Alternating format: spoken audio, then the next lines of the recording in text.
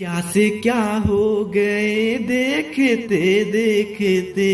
एक लड़के ने मुझे मेल किया है। उसने लिखा है, मेरी गलती मेरी नादानी को अपने ऑडियंस के सामने रखिएगा ताकि उन्हें भी संभलने और सुधरने का मौका मिल सके कि कैसे मैं हस्तमैथुन कर करके अपना दिमाग और सेहत दोनों खराब कर चुका था और कैसे मैं ब्रह्मचर्य पालन करके अपना सेहत समय से छीन के लाया। तो मेरे दोस्त ये वीडियो ध्यान से देखें और आपसे विनम्र निवेदन है कि आप दूसरों की गलती से सीखने का प्रयास करें, नहीं तो मेरे दोस्त एक जन्म क्या 1000 जन्म भी कम पड़ेंगे गलती करके सीखने के लिए। लड़का आगे मैसेज में लिखता है, मैं कानपुर से हूँ, मेरा नाम शिवरंजन है। मैं उस वक्त 11th का स्टूडेंट था और मैं पढ़ने में काफी तेज था। मेरी मेमोरी पावर बहुत ही स्ट्रांग थी, मुझे कुछ भी चीज बहुत जल्द याद हो जाया करता था।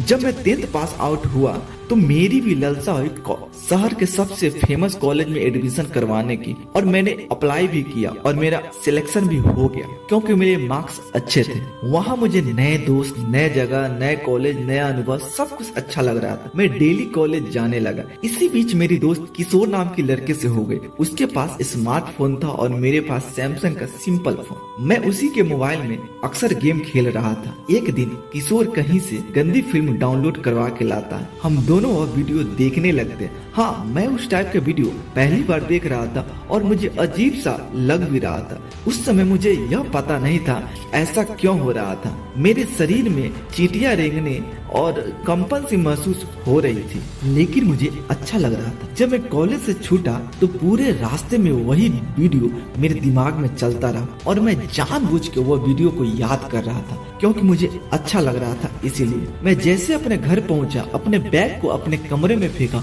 और सीधा जाके बाथरूम में घुस गया और उसी वीडियो को याद करके अपने लिंक के साथ वैसा ही हरकत करने लगा जैसे वीडियो में दिखाया गया था। यह सब करने में और सोचने में मुझे बहुत आनंद आ रहा था। अगले दिन मैंने किशोर से बोला, अपना मोबाइल देना किशोर। लेकिन मैं इस बार गेम ना खेल के वही वीडियो ढूंढने लगा क्योंकि हम दोनों की इसकी लत लग गई थी। हमें क्या पता कि मौत के मुंह से जिंदा वापस आना संभव है, लेकिन हस्तमैथुन की लत छोड़ना संभव नहीं है अगर कोई मार्गदर्शक ना हो तो। हम दोनों पॉर्न वीडियो के इतने आदी हो चुके थे कि अगर किशोर के पास पैसे ना होते तो मैं किशोर को पैसे देता कि जा पॉर्न वीडियो डाउनलोड करवा के ला। मेरा दिमाग इतना कमजोर हो गया था कि हर वक्त दिमाग में वही अश्लील वीडियो घूमता रहता।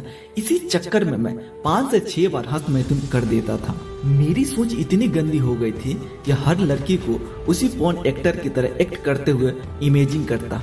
अब तो मेरा पढ़ाई से भी नाता टूटने लगा था। कब 1 साल बीत गए पता ही नहीं चला। मुझे आज भी याद है 11th में मेरे मार्क्स 42% आए थे, वही मुझे 10th में 85% मार्क्स आए थे। मैं सब कुछ समझ रहा था कि मेरी किन गलतियों की सजा मिल रही थी, पर मैं इसे छोड़ नहीं पा रहा था क्योंकि मैं पॉर्न एंड मास्टरबेशन का एडिक्ट हो चुका था। अब मेरी दिन प्रतिदिन सेहत भी खराब होने लगी। मैं अक्सर बीमार रहने लगा। मेरी सेहत दिन प्रतिदिन बिगड़ती जा रही थी। जब मैं 10th में था तो मेरी वजन 56 kg था और इस गंदी आदत के शिकार होने के बाद मेरा वजन 42 kg हो गया था। स्थिति इतनी खराब हो गई थी कि मेरे आँख, नाक, कान, गाल सब कुछ पिचक गए थे। चेहरे में जान नहीं दिखाई पड़ता था। आंखों के सामने अंधेरा छा जाता था। जब मैं बैठ के उठता तो आंखें दर्द करने लगता था। पहले मैं साइकिल से कॉलेज जाया करता था। कमजोरी अधिक होने के कारण अब मैं ऑटो से कॉलेज जाने लगा था। अब मेरी हालत ऐसी हो गई थी, मैं इस गंदी लत से जितना पीछा छुड़ाने की कोशिश करता,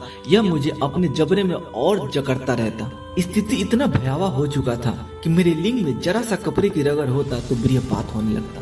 पेशाब करते वक्त जरा सा भी जोर लगाता तो बृहपात हो जाता। अब तो 1 सप्ताह में 3-4 बार नाइटफॉल होने लगा था।